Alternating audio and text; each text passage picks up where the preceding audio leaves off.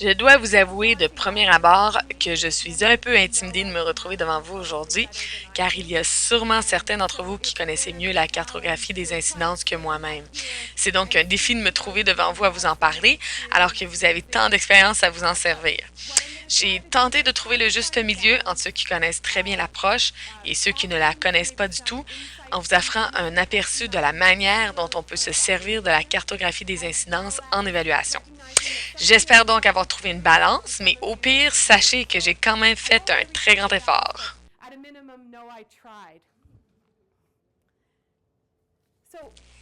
La cartographie des incidences est l'aboutissement du travail du CRDI avec ses partenaires qui, durant les années 90, se retrouvaient devant 5 défis en évaluation. J'estime que vous serez nombreux à reconnaître ces défis. D'abord, comment mesurer l'impact de la recherche en développement? Deuxièmement, comment attribuer l'effet à la cause lorsque nous travaillons au sein de systèmes complexes avec d'innombrables variables présentes?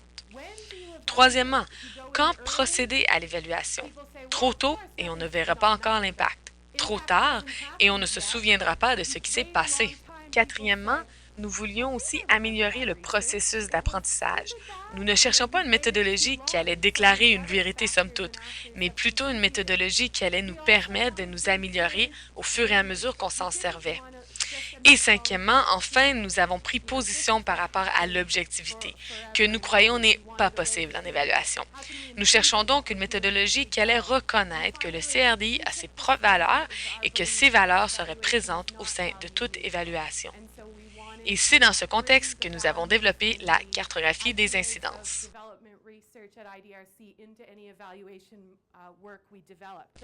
J'aimerais partager avec vous un tableau qui a été produit il y a 8 ans de cela et qui illustre la complexité du trajet recherche-impact.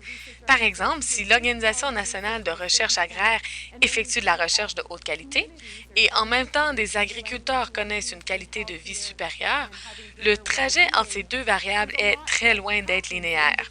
Un groupe de chercheurs s'est donc mis à penser à tous les facteurs qui pouvaient influencer ce trajet et ce fut un processus très complexe qui prit beaucoup de temps.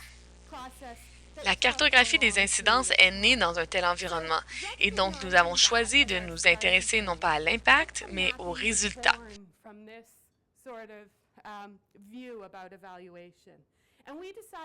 Sur le tableau, nous voyons intrants, activité, sortant, résultats ou incidences et impact. La cartographie des incidences définit les incidences comme étant des changements dans le comportement des gens. Ceci comprend les changements au sein des relations, les changements d'action ou d'activité. Bref, les changements de comportement sont compris comme quoi que ce soit qui est fait par quelqu'un et qui subit un changement.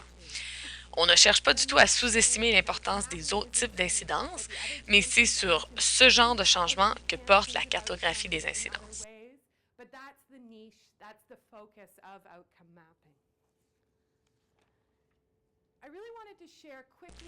Il y a 4 idées clés au sein de la cartographie des incidences et c'est les mêmes 4 idées que vous vous en servez pour la planification, le monitoring ou l'évaluation de vos projets.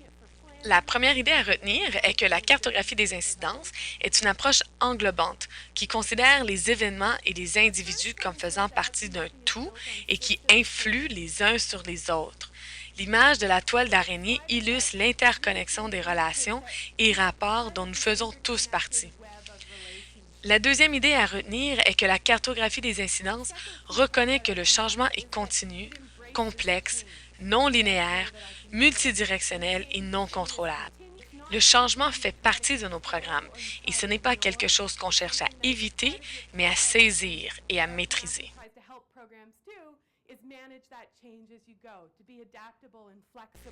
La troisième idée à retenir est celle que si nous souhaitons amener un changement social et promouvoir l'innovation, il faut être à l'affût de ce qui se passe devant nous. Il nous faut garder les yeux ouverts, non seulement sur le but visé, mais aussi sur la manière dont le projet se déroule. Et de là l'image de l'hibou qui observe et qui apprend. Nous sommes tous en un sens des hiboux.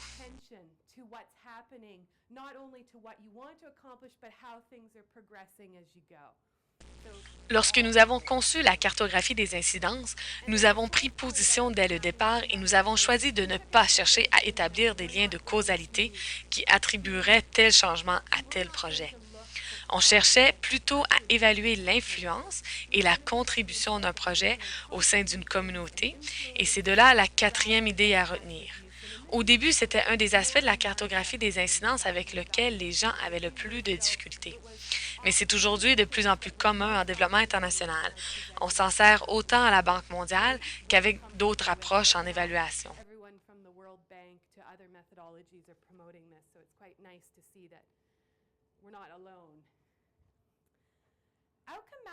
La cartographie des incidences est assez non traditionnelle dans son approche.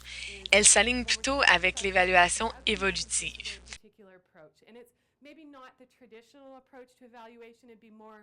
Sur ce tableau, nous voyons grâce aux deux colonnes ceux qui ont tendance à préconiser les approches traditionnelles à la gauche et à droite ce que préconise l'évaluation évolutive. On le voit bien ici, la cartographie des incidences est une approche pour les individus et les groupes qui cherchent à amener un changement social et à promouvoir l'innovation. Il faut par conséquent une méthode d'évaluation propre à ce but. L'évaluation évolutive, donc, s'engage dans un processus de rétroaction continue, reste flexible dans ses moyens, ne dépend pas toujours des experts pour mener l'évaluation et donc appuie l'auto-évaluation, s'intéresse au système et au contexte dans lequel le changement a lieu, gère multiples responsabilités, comprend bien la science mais aussi le contexte, il n'y a pas qu'un moyen d'effectuer des évaluations, et enfin met l'emphase sur l'amélioration.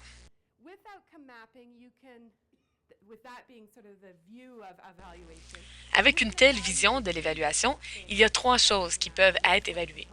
La cartographie des incidences peut évaluer d'abord la pertinence et la viabilité du programme. En vert, nous voyons le programme.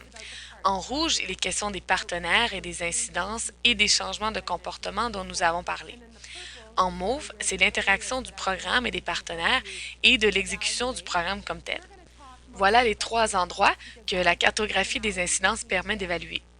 Ici, nous allons nous intéresser principalement aux incidences, car c'est là où se rejoignent toutes les approches dont nous avons discuté aujourd'hui. Cependant, peu importe ce que l'on évalue, la cartographie des incidences préconise la mise en contexte du changement. Le changement n'a jamais lieu indépendamment de son contexte. Si l'on veut comprendre le changement, il ne suffit pas que de rédiger une liste générique de meilleures pratiques. Tout changement a lieu au sein d'un contexte spécifique. Quels outils nous sont offerts par la cartographie des incidences si nous souhaitons faire une évaluation des incidences? Le premier point à souligner, encore une fois, c'est que lorsqu'on évalue les incidences, on évalue le changement des comportements. Le changement des comportements est au cœur de l'évaluation car on cherche à réintégrer les gens dans le processus. Les gens ont une place en évaluation, mais pour une raison quelconque, ils en ont souvent été exclus. Le deuxième point à souligner est qu'un programme peut certainement influencer et promouvoir le changement, mais il ne peut pas le contrôler. Plusieurs courants contemporains, notamment ceux portant sur la causalité ou les essais contrôlés et randomisés, portent à croire que l'on est en mesure de contrôler le changement. Mais ce n'est pas le cas, car le changement est entre les mains des gens qui sont sujets aux activités du programme.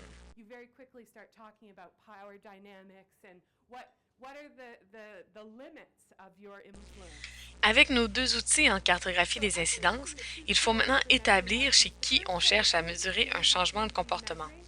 C'est alors qu'on parlera d'un concept clé en cartographie des incidences, celui de partenaires limitrophes.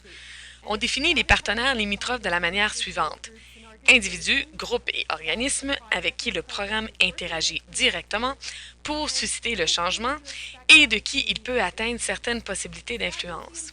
Il est donc question de réciprocité. Je m'attends à influencer l'autre et je m'attends aussi à être influencé par l'autre. C'est pour cette raison qu'il est question de partenaire. Limitrophe s'ajoute à l'expression en raison des limites qui régissent le rapport avec le partenaire. On est limité dans le nombre de partenaires qu'on peut établir et on est limité avec qui on peut établir des partenariats. Les partenaires limitrophes ont à leur tour la